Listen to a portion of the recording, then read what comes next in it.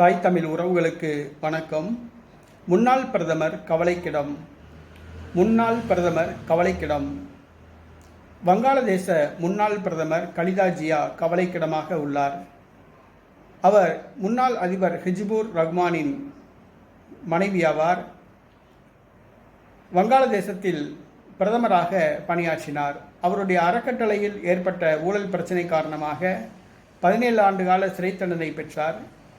2019ஆம் ஆண்டு அவர் சிறையில் அடைக்கப்பட்டார். கடந்த மாதம் வங்காளதேசத்தில் மாணவர் புரட்சி ஏற்பட்டு ஆட்சி கவிழ்ந்தது. அதன் காரணமாக விடுதலை செய்யப்பட்டார்.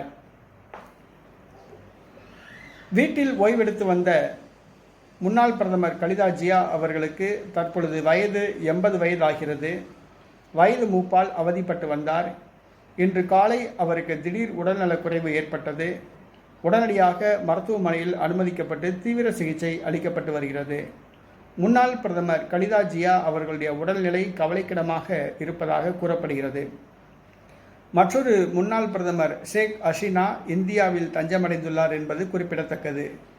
முன்னாள் பிரதமர் கலிதா ஜியா அவர்கள் உடல்நிலை கவலைக்கிடமாக இருப்பதாக வந்துள்ள செய்தி வங்காளதேச மக்களை கவலையில் ஆழ்த்தியுள்ளது.